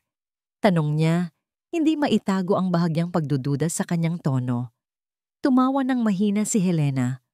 Oh yes, of course. Itong si Olivia kasi, nagkakalat na naman. You know how kids are, a little messy. Tinuturuan ko lang ng kaunting disiplina. Papa! Sigaw ni Olivia. Tumakbo ito palapit sa kanya at niyakap ng mahigpit ang kanyang mga binti. Naramdaman ni Victor ang panginginig sa maliit na katawan nito. Hey princess, sabi ni Victor. Binuhat ang anak. I missed you. Ang perpektong eksena ng pagbabalik ay naibalik na, ngunit sa likod ng isip ni Victor may isang bagay na hindi tama. Isang maliit na bitak sa perpektong salamin. Ang imahe ng galit sa mukha ni Helena ay sariwa pa rin sa kanyang alaala. Sa hapunan, sinubukan ni Victor na alisin ang pangyayaring iyon sa kanyang isip. Si Helena ay ang dati niyang asawa, maalaga, masaya, at perpektong hostess ng kanilang tahanan. Ngunit nagsimula nang mapansin ni Victor ang maliliit na bagay. Napansin niya kung paanong hindi tumitingin ng diretso sa mata ni Helena ang kambal kapag kinakausap. Napansin niya kung paanong bahagyang umuurong si Tiara kapag ang kamay ni Helena ay napapalapit dito. At napansin niya ang katahimikan, isang katahimikan na hindi payapa, kundi puno ng tensyon. "So how was your day, my loves?" Masayang tanong ni Helena sa kambal. "It was fine po," mahinang sagot ni Olivia. "Masaya po ba kayo ngayon dahil nandito na si Papa?" Mabilis na tumango ang dalawang bata. Ang kanilang mga mata ay nakatuon sa kanilang mga plato. "Of course, they're happy," sabi ni Helena. "Today we didn't even have to do our balcony punishment because you were both good girls, right?" Ngumiti siya sa kambal, isang ngiting may kahulugan. Nabilaukan si Victor sa kanyang kinakain. "Balcony punishment? What's that?"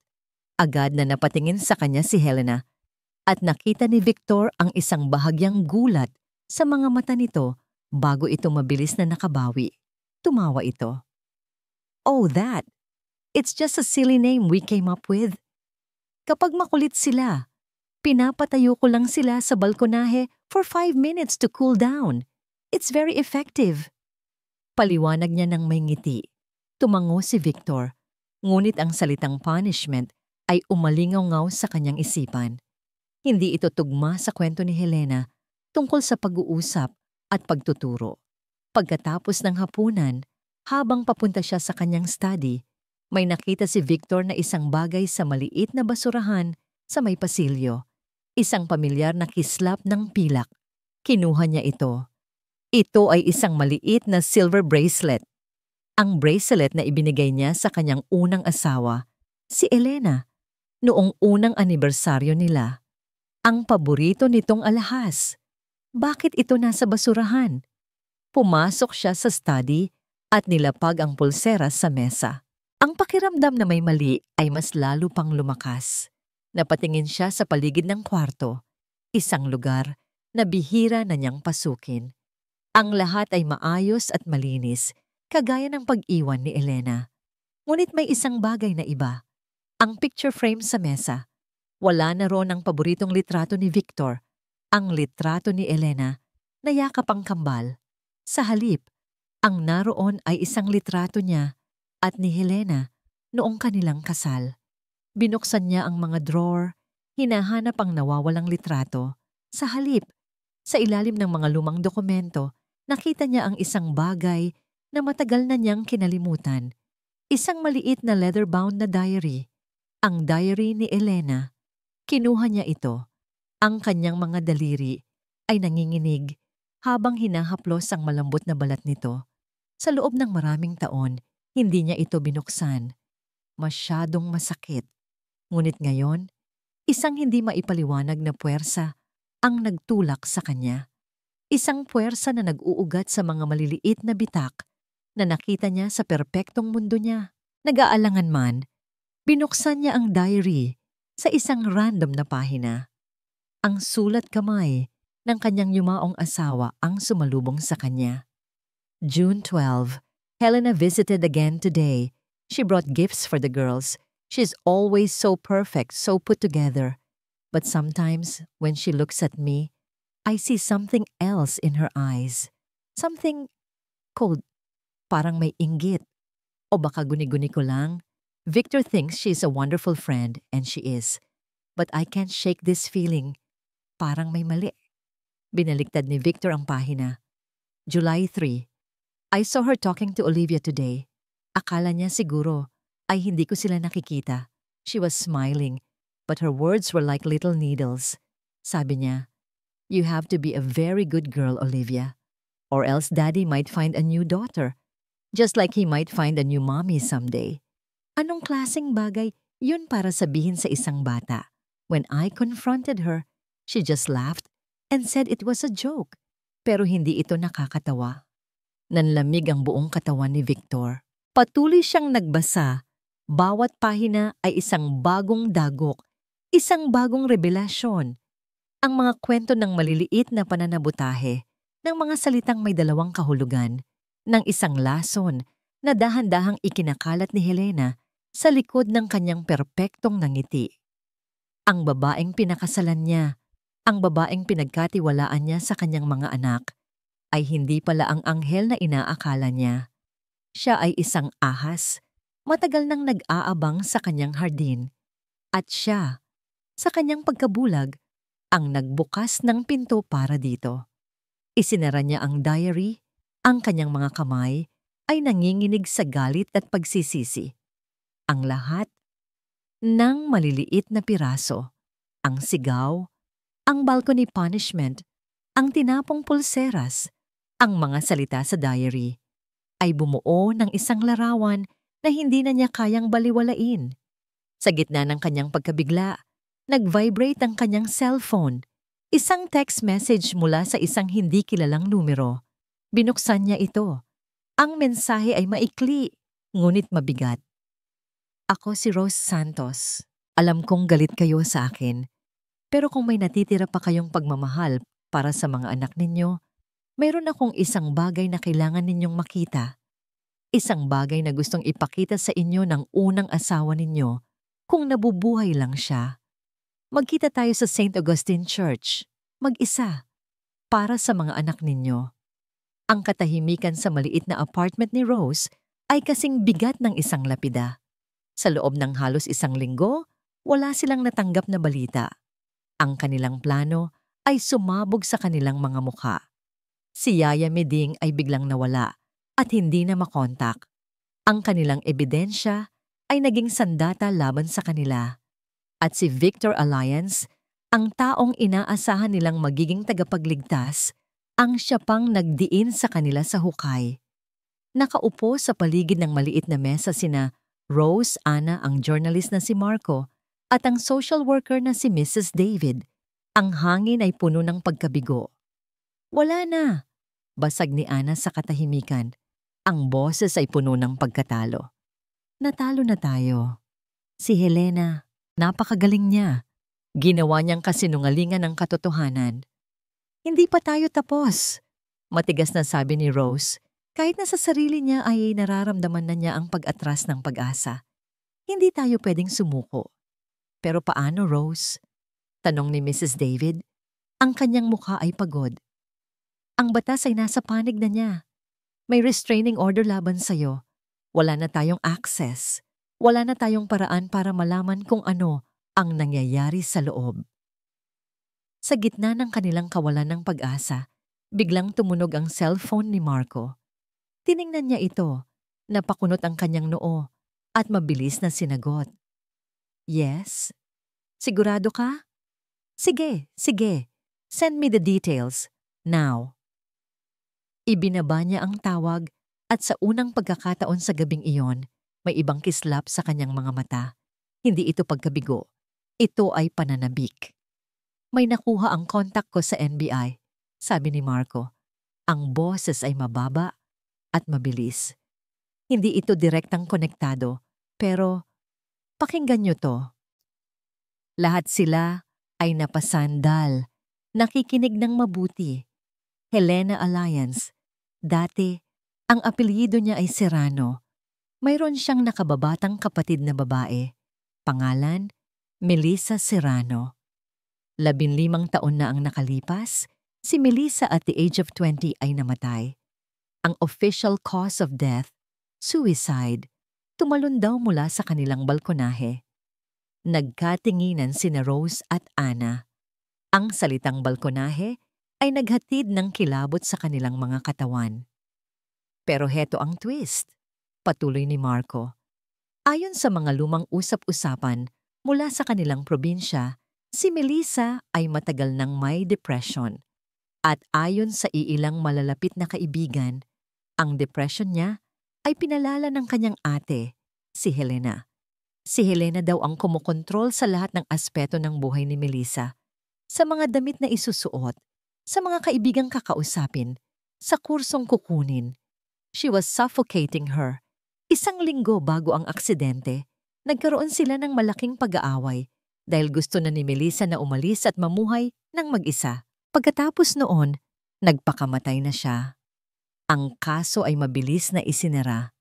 Ang pamilya Serrano ay mayaman at maimpluwensya rin sa kanilang lugar. Isang nakakabinging katahimikan ang bumalot sa silid. Ang kwento ay nagpinta ng isang mas madilim at mas mapanganib na larawan ni Helena. Ang kanyang pangangailangan sa pagkontrol ay hindi lang basta isang ugali. Ito ay isang sakit. Isang sakit na nakamamatay. Sa gitna ng kanilang pagkatulala, biglang nanlaki ang mga mata ni Ana. Tila may isang kidlat na tumama sa kanyang alaala. Teka, sabi niya, ang boses ay nanginginig. Teka lang, may naalala ako.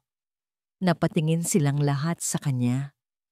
Noong huling araw ko sa mansyon, nagsimulang magkwento si Ana. Habang nagliligpit ako ng mga gamit ko, nakita ko si Ma'am Helena na itinapon ang isang kahon ng mga lumang laruan ng kambal. Sabi niya, masyado nang luma at marumi. Pero alam ko na paborito ni Tiara ang isang manika doon. Isang luma at medyo sira-sirang manika.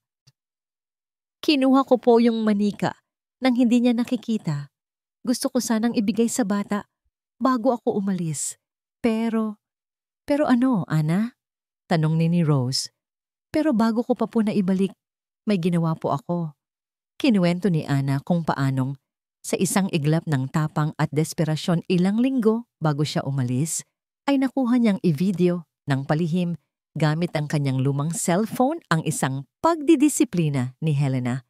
Isang video na maikli lang, mga 10 segundo lang, pero malinaw at hindi maitatanggi. Natakot po akong itago sa cellphone ko, baka makita niya. Kaya inilipat ko po yung file sa isang maliit na memory card. At yung memory card, itinago ko po sa loob ng manika.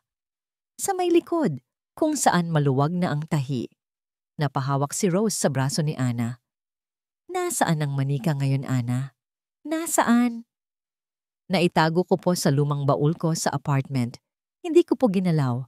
Sa sobrang takot ko po, halos kinalimutan ko na. Iyon na ang huling alas. Ang kanilang natatanging pag-asa. Ngunit may isang malaking problema. Paano nila ito makukuha? At kahit makuha nila, paano nila ito maipaparating kay Victor na ngayon ay tingin sa kanila ay mga kriminal? Bumuo sila ng isang desperado at mapanganib na plano. Sa tulong ng kaibigan ni Rose na abogado, nalaman nila na si Helena ay dadalo sa isang charity ball kinagabihan. Ibig sabihin, wala siya sa mansyon. Ito na ang kanilang pagkakataon. Kinagabihan, habang si Helena ay nagpapakitang gilas sa mataas na lipunan, si Rose at Ana ay nagpunta sa isang tagong bahagi sa likod ng pader ng mansyon ng mga Alliance. Doon, naghihintay na sa kanila si Marco. Sa tulong ng isang bagong katulong na contact ni Yaya Meeting, nagawa nilang makuha ang atensyon ng gwardya sa harap, habang si Ana naman ay mabilis na pumasok sa quarters ng mga katulong sa likod kung saan itinago ang manika. Bawat segundo ay tila isang oras. Naghihintay si Rose sa labas. Ang kanyang puso ay kumakabog na parang tambol. Paano kung mahuli sila? Ilang sandali pa, lumabas si Ana. Yakap-yakap ang isang luma at medyo maruming manika. Nang makabalik sila sa apartment, agad nilang sinira ang tahi sa likod ng manika. At doon, sa loob ng bulak, ay isang maliit na piraso ng itim na plastic. Ang SD card. Isinalpak ito ni Marco sa kanyang laptop at pinanood nila ang video. Ang video ay shaky at kuha mula sa siwang ng pinto. Ngunit malinaw ang imahe. Nakatayo si Helena sa harap ni Tiara na nakaluhod sa sahig. May hawak na ruler si Helena. I told you not to cry. Sabi ng malamig na boses ni Helena sa video. I'm sorry, Mommy. Umiiyak na sagot ni Tiara. Crying is for the weak, sabi ni Helena. At pagkatapos, dahan-dahan niyang ipinalo ang ruler sa mga kamay ni Tiara na nakapatong sa sahig. Hindi ito isang malakas na palo. Hindi ito isang marahas na hampas. Mas masahol pa roon. Ito ay isang paulit-ulit, kontrolado, at walang emosyong pagpalo. Tok, tok, tok. Bawat tunog ay isang maliit na patak ng lason. Ang mukha ni Tiara ay nagpipigil ng sakit. Ang mga luha ay patuloy na dumadaloy sa kanyang mga pisngi. At ang mukha ni Helena, walang emosyon. Malamig. Tila ba nagdidisiplina lang siya ng isang alagang hayop, hindi ng isang umiiyak na bata. Tumagal lang ng 10 segundo ang video, ngunit ang 10 segundong yon ay sapat na. Sapat na para ipakita ang katotohanan, ang uri ng kalupitan na hindi nag-iiwan ng malalaking pasa, kundi ng malalalim na sugat sa kaluluwa. Isinara ni Marco ang laptop, isang mabigat na katahimikan ang bumalot sa kanila. Ito na yon, ang kanilang huling alas, ang kanilang bomba. Ipadala na natin to sa media, sabi ni Marco. Ang boses ay seryoso. Hindi. Mabilis na sagot ni Rose. Nagulat silang lahat. Anong hindi? Kung ipapadala natin to sa media, magiging isang circus ang buhay ng mga bata. Paliwanag ni Rose. Habang buhay silang makikilala bilang yung mga batang biktima. Hindi iyon ang gusto ko para sa kanila. May isang tao lang na kailangang makakita nito. Isang tao lang ang may kapangyarihang tapusin ito ng tahimik at tuluyan. Si Victor, bulong ni Ana. Tumango si Rose.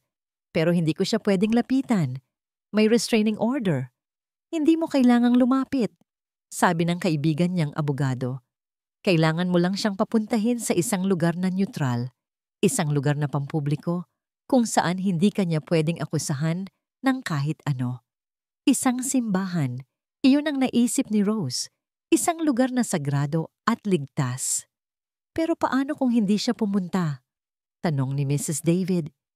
Pagkatapos ng lahat ng nangyari, tingin niya sa'yo ay kaaway. Kailangan nating sumugal, sabi ni Rose. Kailangan nating ipusta ang lahat sa pagmamahal niya sa kanyang mga anak at sa pagmamahal niya sa kanyang unang asawa. Kinuha ni Rose ang kanyang cellphone. Sa tulong ng kontak ni Marco, nakuha nila ang personal na numero ni Victor. Ang kanyang mga daliri ay nanginginig habang tinatype niya ang mensahe. Bawat letra ay may bigat ng kanilang huling pag-asa. Pinindot niya ang send. Ngayon, ang tanging magagawa na lang nila ay maghintay at magdasal na ang mga bitak na nagsisimula nang lumitaw sa perpektong mundo ni Victor ay sapat na para hayaan siyang silipin ang katotohanang matagal na niyang tinatalikuran. Ang text message sa screen ng cellphone siya ni Victor ay tila isang apoy na sumusunog sa kanyang mga kamay. Sa kabilang banda, ang diary ng kanyang yumaong asawa sa ibabaw ng mesa ay isang malamig na yelo na gumagapang sa kanyang puso. Apoy at yelo. Katotohanan at kasinungalingan. Ilang minuto siyang nakatayo lang doon, sa gitna ng digmaan sa kanyang isipan. Ang bawat salita sa diary ni Elena ay isang pako na tumutusok sa perpektong imahe ni Helena. Ang bawat alaala ng pagiging perpektong ina ni Helena ay isang pader na pilit niyang itinatayo laban sa katotohanan. Ngunit ang pader na yon ay may mga bitak na. At ang text message ni Rose na binanggit pa ang kanyang unang asawa ang siyang huling martilyo na babasag dito. Hindi na ito tungkol sa isang obsessed na teacher. Ito ay tungkol sa isang babala mula sa nakaraan. Isang babala na binalewala niya. Nagdesisyon siya. Hindi siya nagpaalam kay Helena. Dahan-dahan siyang lumabas ng bahay, sumakay sa kanyang kotse at nagmaneho papunta sa St. Augustine Church, isang lumang simbahan na madalas puntahan na ni Elena noong nabubuhay pa ito. Ang loob ng simbahan ay tahimik at malamig. Ang tanging liwanag ay nagmumula sa mga stained glass na bintana at sa mga kandilang nakasindi sa isang sulok. Sa isa sa mga upuan sa harap, nakaupo si Rose, mag-isa.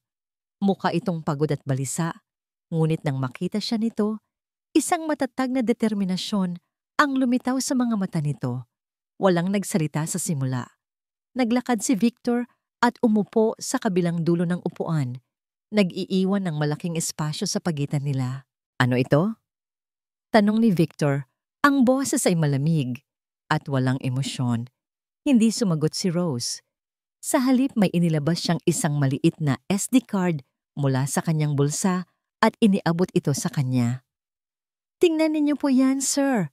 sabi niya sa isang mahinang boses. Pagkatapos, kayo na po ang humusga. Nag-aalangan man, kinuha ni Victor ang card. Isinaksak niya ito sa kanyang cellphone. Nag-play ang isang video file. 10 segundo. 10 segundo lang ang kailangan para gumuho ang buong mundo ni Victor.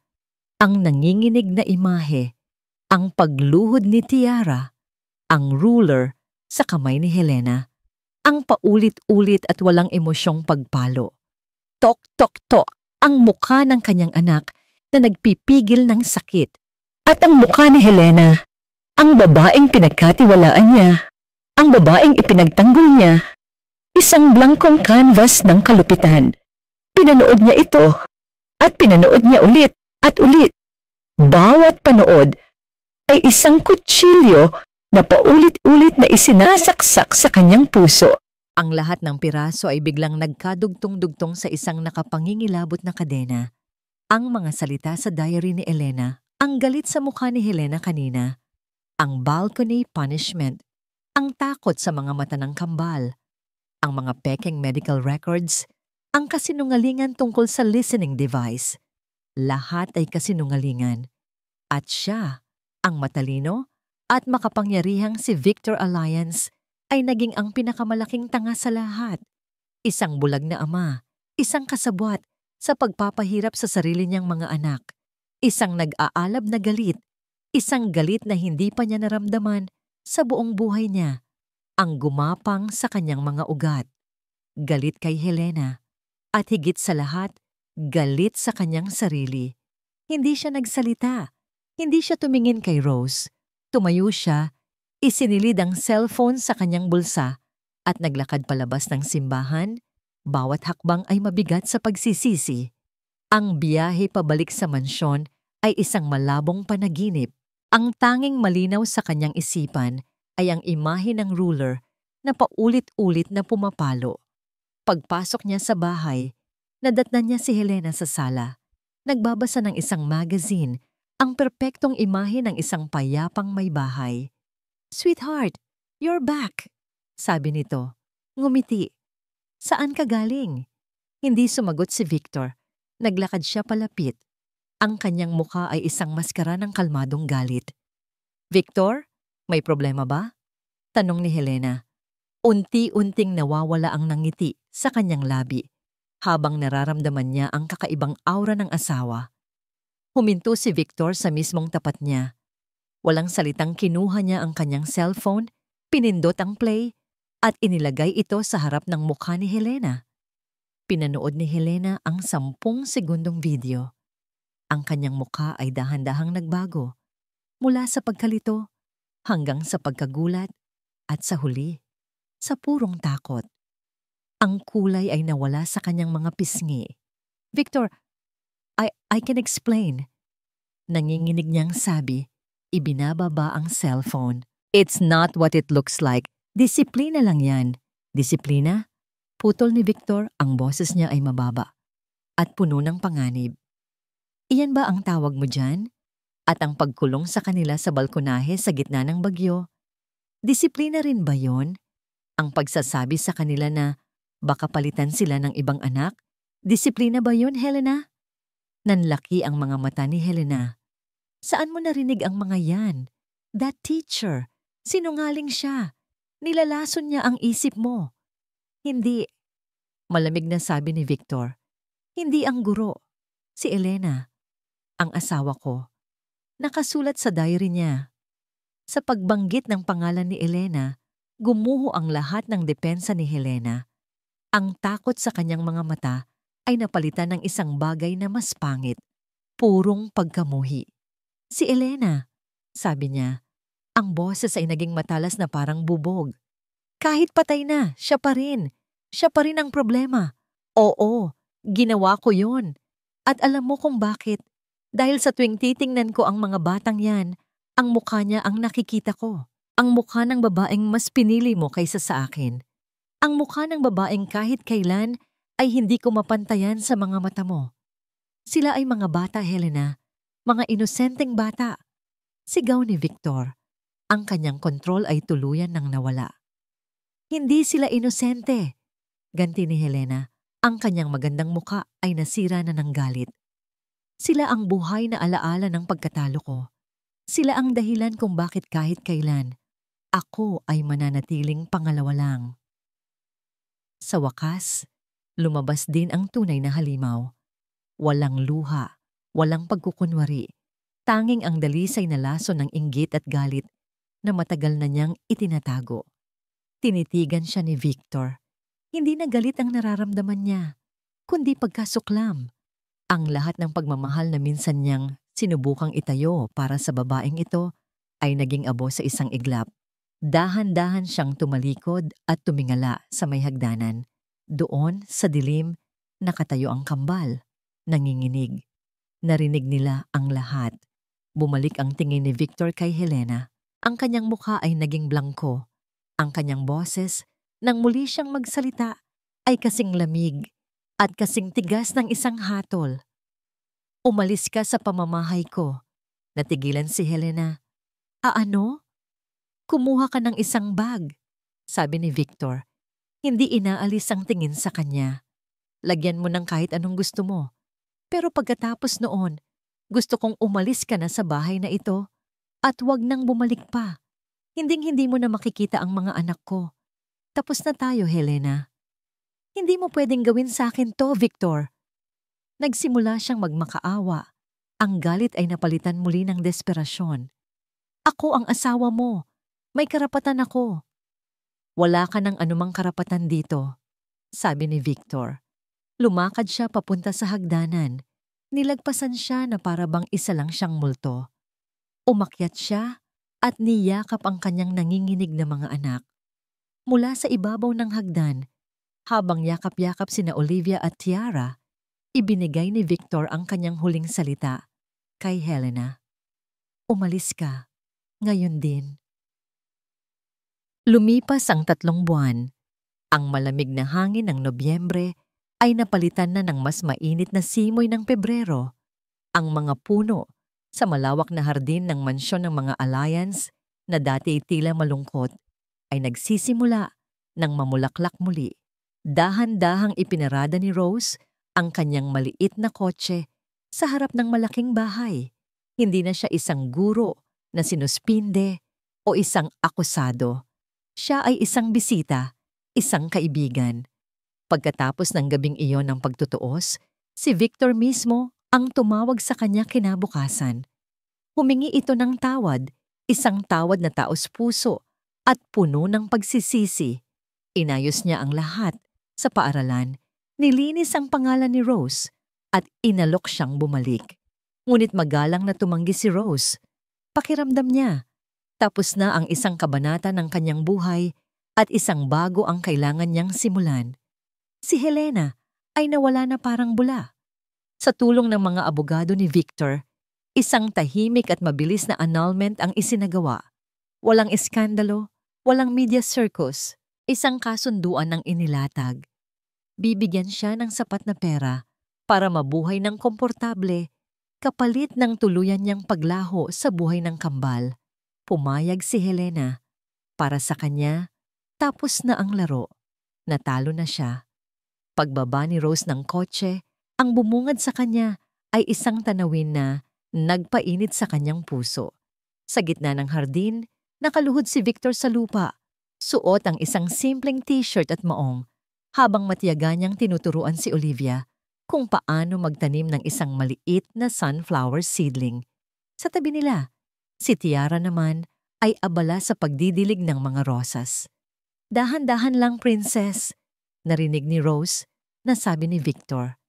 Kailangan mong maging gentle sa mga ugat para lumaki siyang malusog at matibay. Walang bakas ng CEO sa kanyang kilos. Ang naroon ay isang ama. Isang ama na sinusubukang bumawi. Isang ama na natututong maging presente. Sa sandaling iyon, nakita siya ni Tiara. Teacher Rose!